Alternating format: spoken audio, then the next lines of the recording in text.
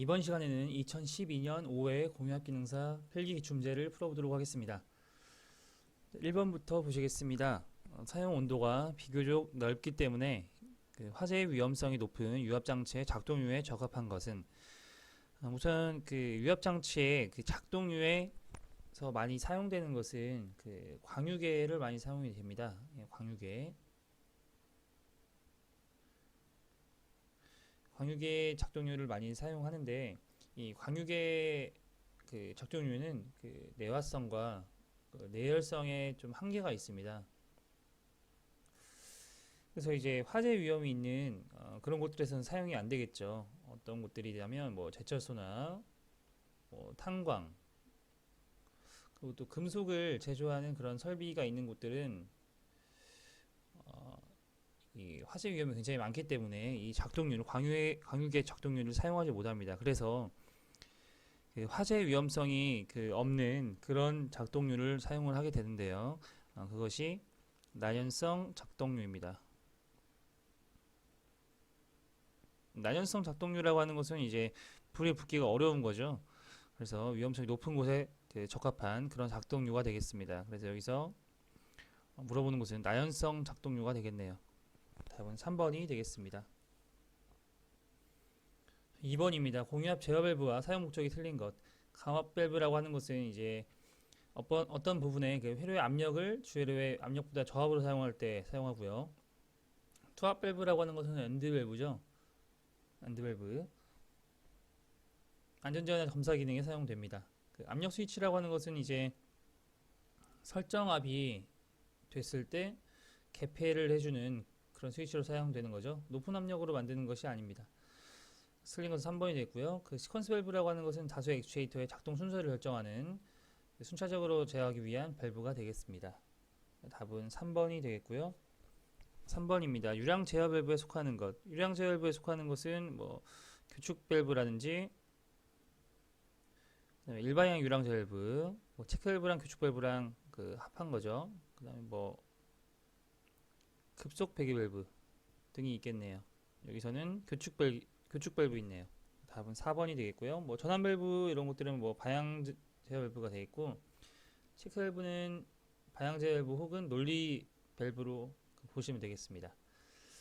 4번입니다. 구조가 간단하고 운전 시에 부하 변동 및 성능 변화가 적을 뿐만 아니라 유지 보수가 쉽고 내접형과 외접형이 사용되는 펌프.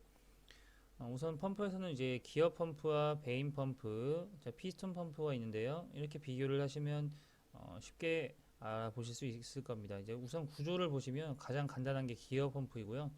그 다음에 가장 복잡한 게 피스톤 펌프입니다. 기어 펌프는 중간이라고 보시면 되고요. 그리고 효율 측면에서는요, 가장 높은 게 피스톤, 베인은 중간, 기어는 상대적으로 낮다고 보시면 되겠습니다. 그렇다고 해서 기어 모터가 효율이 안 좋은 것은 아닙니다. 그래서 여기서는 구조가 간단하다고 했으므로 기어 펌프로 보면 되겠네요. 답은 1번이 되겠습니다. 5번입니다. 공업의 특징으로 옳지 않은 것은, 공업의 특징은 뭐 배기소음이 발생하고요. 과부하가 되어도 안전하죠. 보통 공압이라고 하는 것은 압력이 0.5메가파스칼을 사용하고요. 유압은 4메가파스칼 정도, 10배 정도 차이 나는 압력을 사용합니다. 그래서 유압 같은 경우에는 굉장히 과부하가 되면 위험한데, 공압 같은 경우에는 압력도 좀 상대적으로 적을 뿐더러 대기로 이제 배기를 시켜주면 되기 때문에 과부하가 되어도 안전합니다. 에너지 축적이 용이하죠. 압축성이기 때문에 컴프레셔를 이용해서 압축을 시켜놓은 다음에 이제 공압 탱크로 저장을 하기가 굉장히 용이합니다. 위치 제어가 용이하다, 이것은 유압에 대한 설명이죠. 답은 1번이 되겠습니다.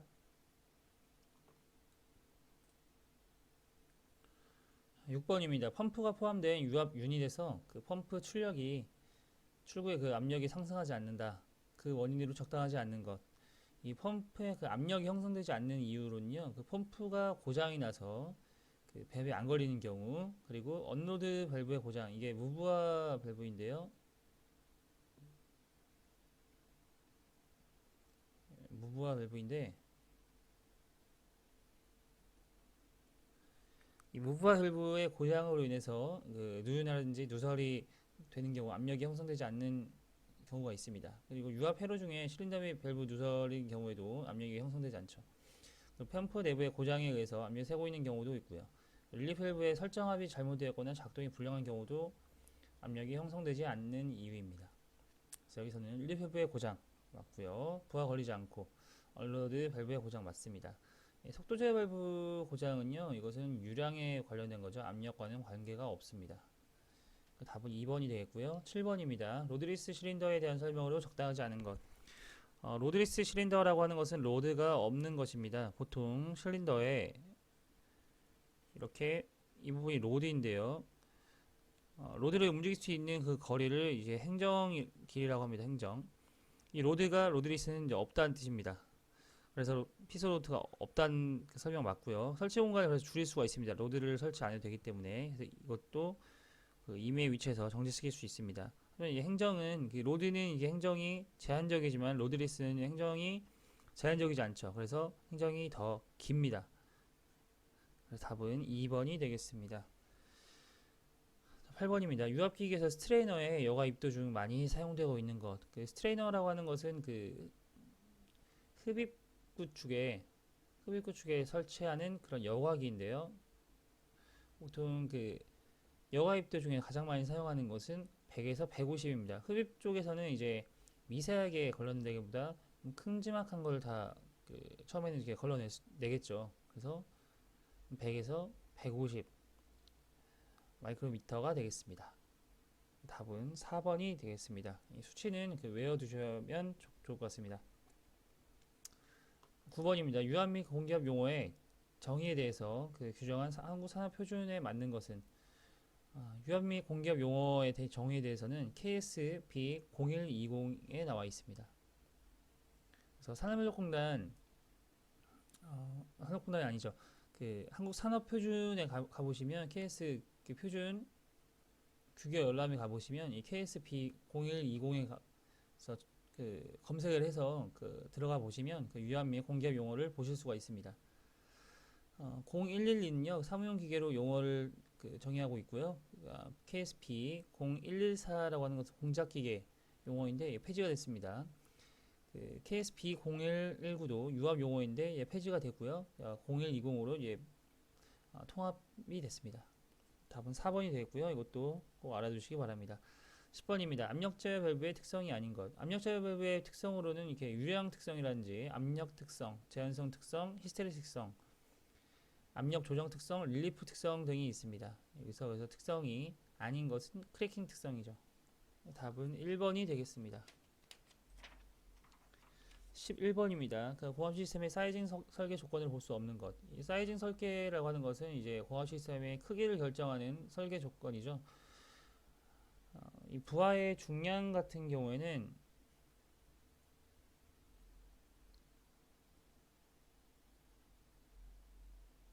실린더의 내경을 결정을 하고요. 이 반복 횟수와 실린더 행정거리 같은 경우에는 공기 소모량을 결정을 합니다. 나머지 것들도 이제 사이징 설계에 부수적으로 영향을 주는 것들인데요. 여기서 사이징 설계 조건을 볼 수 없는 것은 부하의 형상이죠. 답은 4번이 되겠습니다. 12번입니다. 공기압 장치에서 사용되는 압축기를 작동 원리에 따라서 분류하였을 때 맞는 것. 압축기는 보통 용접형으로 나눌 수 있고요. 터보용으로 나눌 수가 있습니다.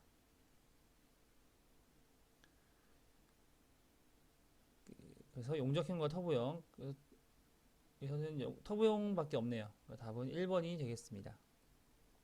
13번입니다. 공합 시스템에서 제어 밸브가 할 수 없는 것. 제어 밸브는 이제 압력 제어 밸브, 유량 제어 밸브, 그 다음에 방향 제어 밸브 세 가지로 나눌 수가 있죠. 그래서 압력 제어 밸브는 힘을 제어하고요. 유량 제어 밸브는 속도를 제어합니다. 방향 제어 밸브는 방향을 제어하죠. 여기서는 방향 제어, 속도 제어, 압력 제어 할 수 있습니다. 압축 제어는 할 수 없죠. 답은 3번이 되겠습니다. 14번입니다. 공기건조기에 대한 설명으로 옳은 것. 공기건조기에서는요, 냉동식, 흡착식, 흡수식으로 나눌 수가 있습니다. 수분 제거 방식에 따라서 건조식, 흡착식이 아니라 냉동식, 흡착식, 흡수식으로 나눌 수가 있고요. 흡착식은 실리카겐을 고체의 흡착제를 사용을 합니다. 이거 맞는 지문이고요. 흡착식은 최대 170도까지 아니라 마이너스 70도까지 전후점을 얻을 수가 있습니다. 맞는 답은 2번이 되겠습니다. 15번입니다. 공유압 제어 밸브를 기능에 따라서 분류했을 때 해당되지 않는 것. 반향제 밸브, 유량제 밸브, 압력제 밸브로 나눌 수 있죠. 답은 4번이 되겠고요. 16번입니다. 다음 그림의 기호는 무엇을 뜻하는가? 압력계라고 하는 것은 이렇게 압력이 그 부하가 걸렸을 때는 이렇게 나타날 수 있고요. 부하가 걸렸을 때는 이제 압력이 주어지면 이렇게 화살표 방향이 올라갑니다. 온도계는 이렇게 지금 문제 그림과 같이 나타낼 수 있고요. 유량계라고 하는 것은 이렇게 야구공 모양으로, 테니스 공양 모양으로 나타낼 수가 있습니다. 소음기 같은 경우에는 이렇게 배기가 돼야 되기 때문에 이렇게 나타낼 수 있습니다. 답은 온도계 2번이 되겠습니다. 17번입니다. 두 개의 안정된 출력 상태를 가지고 입력 유무에 관계없이 직전에 가해진 압력의 상태를 출력 상태로 유지하는 회로. 이것은 그 플립플롭 회로에 대한 그 회로인데요. 두 개의 안정된 출력 상태를 가지고 그 직전에 가해진 압력 상태를 출력 상태로 유지시키는 겁니다. 뭐 RS 플립플롭이라든지 뭐 JK 플립플롭이라든지 뭐 T 플립플롭이라든지 반전을 이제 출력하는 T 플립플롭이라든지 뭐 D 플립플롭 이렇게 뭐 네 가지의 플립플롭 회로가 있겠습니다. 답은 4번이 되겠고요. 18번입니다. 다음 그림의 회로는 어떤 회로인가 라고 나와 있는데요. 지금 이 문제에 나와 있는 이 그 회로는 그 17번에 나와 있는 그 회로와 같은 이 플립플롭 회로입니다. 플립플롭. 이게 그 직전에 그 입력 상태를 그 유지를 하는 거죠. 이게 복동 솔레노이드 밸브에 의해서 그래서 이것은 플립플롭 회로에 대한 내용이라고 볼 수 있겠습니다. 답은 2번이 되겠고요. 19번입니다. 압축 공기 조정 유닛의 구성 기구가 아닌 것. 압축 공기 조정 유닛으로는요, 서비스 유닛이죠. 그래서 압축 공기 필터, 압축 공기 조절기, 압력을 조절해 주는 거죠. 압축 공기 윤활기가 있습니다. 답은 4번이 되겠습니다.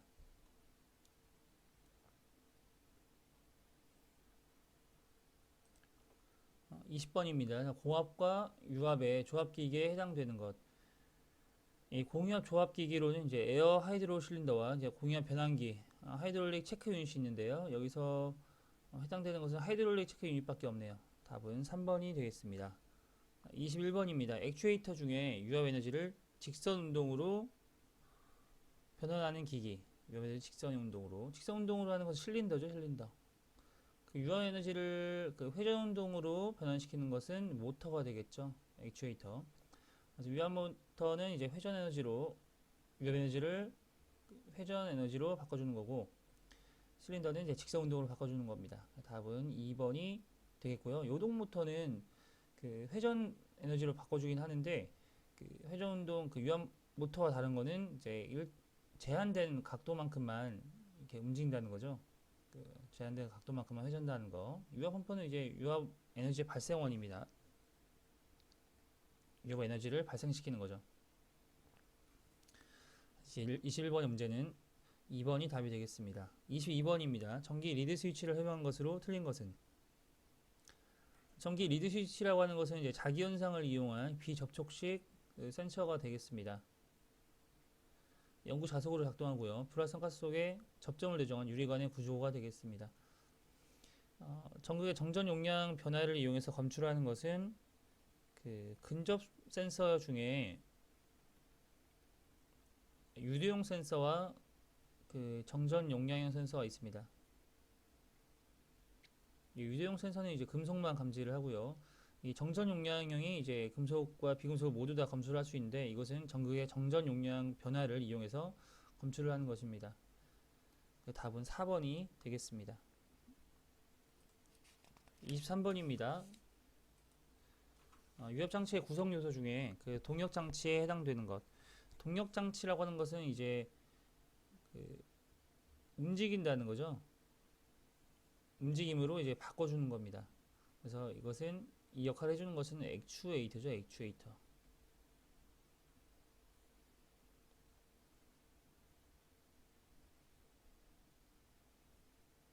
액추에이터로 되는 것은 이제 모터와 실린더인데요.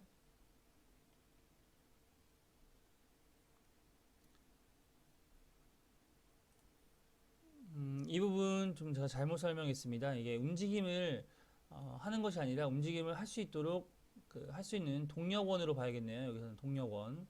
그래서 동력원으로 이렇게 볼 수 있는 것은 이제 유압 에너지를 발생시키는 펌프로 봐야겠네요. 펌프. 그리고 펌프에 의해서 유압 에너지가 발생이 되면 이 유압 에너지를 그 회전 운동과 그 직선 운동으로 바꿔주는 액추에이터로 이제 움직임을 할 수 있는 거죠. 그래서 동력 장치는 동력원으로 봐야겠네요. 그래서 답은 1번 펌프가 되겠습니다. 24번입니다. 유압 펌프가 기름을 토출하지 않을 때 흡입 쪽에 점검이 필요한 기기. 그 기름을 토출하지 않을 때 흡입 쪽에 점검이 필요한 것은 흡입 쪽에 이제 여과기를 설치를 하는데요. 이거 스트레이너라고 합니다. 그래서 이 흡입 쪽에 설치한 이 여과기가 꼭 막혀 있으면 토출을 하지 않겠죠. 그래서 흡입구에서 설치를 하는 이 스트레이너를 확인해 봐야겠습니다. 답은 2번이 되겠습니다. 이 어큐뮬레이터는 추압기죠, 추압기. 탱크의 2차 보조 역할을 해주는 어큐뮬레이터 추압기가 되겠습니다.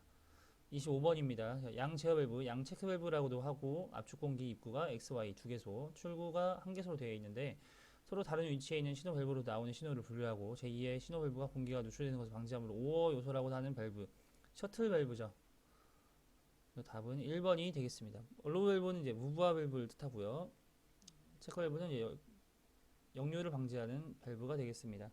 한쪽으로만 흐를 수 있게 하는 밸브죠. 26번입니다. 공기압 회로에서 실린더나 액추에이터를 공급하는 공기의 흐름 방향을 변화하는 기능을 갖춘 밸브. 공기의 흐름 방향을 변화하는 것은 방향제 밸브죠. 답은 1번이 되겠습니다. 27번입니다. 호압장치에 부착된 압력계의 눈금이 5kg 중/per 제곱센티미터를 지시하고 있습니다. 이 압력을 무엇이라고 하는가? 압력계에서 눈금이 지시하고 있는 것은 이제 계기 압력이죠. 계기 압력. 게이지 압력이라고도 하죠. 답은 4번이 되겠고요. 이 절대 압력이라고 하는 것은 대기압 플러스 게이지 압력 혹은 마이너스 진공 압력이 되겠습니다. 그래서 이것을 도식화 시켜보면, 자, 이가 기준이 가운데가 대기압이라고 한다면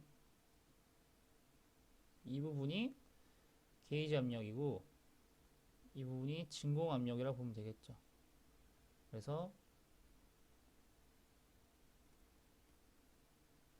여기서부터 여기까지가 절대 압력으로 보면 되겠습니다. 28번입니다. 시스템을 안전하고 확실하게 운전하기 위한 목적으로 사용하는 회로로 두 개의 회로 사이에 출력이 동시에 나오지 않게 하는 것. 상대방의 회로에 비접점을 걸어줌으로써 동시에 나오지 않게 하는 인터록 회로가 되겠습니다. 답 1번이 되겠고요. 자기유지 회로 같은 경우에는 이제 계정기 자신의 접점을 이용해서 계속 출력을 유지하고 있는, 동작을 유지하고 있는 그 회로가 되겠습니다. 그리고 정지우선 회로라고 하는 것은 이제 오프우선 회로죠. 오프우선. 한시동작 회로는 이제 타이머를 이용한 그 지연 회로가 되겠습니다. 일정 시간 후에 동작이 되게끔 하는 한시동작 회로가 되겠습니다. 29번입니다. 액추에이터 공급 쪽 관로에 설정된 바이패스 관로의 흐름을 제어함으로써 속도를 제어하는 것은 이것은 이제 미터인 회로와 헷갈릴 수 있는데요. 여기서는 바이패스 회로를 제어한다고 있습니다. 미터인 회로는 이제 일반의 유량제 밸브를 이용해서 실린더로 들어가는 그 유량을 제어하는 것이 미터인 회로고요. 블리드오프 회로 같은 경우는 실린더로 들어가는 쪽 관로에 이렇게 분기를 해서 탱크로 가게끔 혹은 그 대기로 빠지게끔 바이패스 회로를 설정하는 거죠. 그래서 이것은 블리드 오프 회로가 되겠습니다. 미터인 회로와 헷갈리시면 안 됩니다. 답은 4번이 되겠고요. 30번입니다. 한 방향의 유동을 허용하나 역방향의 유동은 완전히 저지하는 역할을 하는 밸브. 이것은 체크 밸브죠. 체크 밸브. 체크 밸브 기호가 이렇게 되는데, 자, 이쪽으로 가는 것은 이렇게 자유 흐름으로 되고요. 이쪽으로는 흐름을 할 수가 없습니다. 한쪽으로만 흐름을 허용하는 그런 밸브가 되겠습니다. 답은 1번이 되고요. 셔터 밸브는 오어 밸브, 이압 밸브는 엔드 밸브가 되겠습니다. 답은 1번이 되겠고요. 31번입니다. 권성형 그 유도 전동계 속도 제어법 중에 비례추이를 이용한 제어법으로 맞는 것은 우선 권선형 유도 전동계 속도 제어법으로는 국수변환법, 주파조환법, 전압제어법, 2차 저항법 4개 다 모두 그 유도 전동계 속도 제어법인데요. 비례추이라고 하는 것이 그 토크 속도 곡선이 그 2차 합성 저항의 변화에 비례해서 이동하는 것입니다. 그래서 이것은 비례추이를 이용한 것은 2차 저항 제어법이 되겠죠. 답은 4번이 되겠습니다. 32번입니다. 그 도체 전기 저항은 R로 표시하고요. 이 로우는 그 고유 저항입니다. 고유 저항. 그리고 L은 길이고요. A는 면적이죠. 길이에 비례하고 면적에 반비례합니다. 그래서 여기 있죠. 2번과 같은 설명과 같은 의미가 되겠죠. 답은 2번이 되겠고요. 시퀀서의 형태가 아닌 것. 시퀀서와 같은 의미는 게르프 제어, 순차 제어가 되겠고요. 이거와 반대되는 개념이 페르프 제어죠. 페르프 제어. 그리고 다른 말로 피드백 제어 혹은 되먹임 제어라고 합니다. 여기서 보기를 보시면 시한 제어, 순서 제어, 조건 제어 볼 수 있고요. 되먹임 제어는 반대되는 개념이죠. 답은 4번이 되겠습니다. 34번입니다. 4옴, 5옴, 8옴 저항 3개를 병렬로 접속하고 50V 전압을 가하면 5옴에 그 흐르는 전류는 몇 암페인가 라고 나와 있는데요. 우선 여기서는 병렬이라고 했으므로 그 합성 저항을 구할 필요가 없이 그 병렬은 우선 그 전압이 일정합니다. 그래서 전압 50V를 그냥 저항으로 나눠주면 되겠죠. 그래서 5옴에 해당되는 그 전류를 구하려면 그 5옴분의 그 50V 해주면 되겠네요. 그래서 10A가 나옵니다. 답은 4번이 되겠습니다. 35번입니다. 10A의 전류가 흘렀을 때 전력이 100W인 저항에 20A의 전류가 흐르면 전력은 몇 와트인가 라고 나와 있는데요. 전력이라고 하는 것은 전압 곱하기 전류죠. 이것을 식을 변환시켜 보면 오의 법칙에 의해서 V는 IR 이기 때문에 I 제곱 R 그러니까 전류의 제곱 곱하기 그 저항으로 나타낼 수 있고요. 혹은 I는 R분의 V이기 때문에 R분의 V 제곱으로 나타낼 수 있습니다. 여기서는 지금 전류만 나왔으니까요. 전류만 나왔죠. 전류. 여기서는 이게 저항을 구할 수가 있겠네요. 그러면 전력이 100이라고 했고 전류가 10A라고 했으므로 10의 제곱 저항이 되겠네요. 이 저항은 1이 되겠습니다. 1옴. 그럼 여기서 20A가 흘렀다고 했으니까 그 전력이라고 하는 것은 20A의 그 전류가 흐를 때 전력은 P는 I 제곱 R을 뒀어요. 20A라고 했으므로 20 제곱 곱하기 R은 여기서 1옴이 되겠네요. 그러면 400W가 되겠죠. 답은 4번이 되겠습니다. 36번부터는 그 다음 시간에 이어서 풀어보도록 하겠습니다.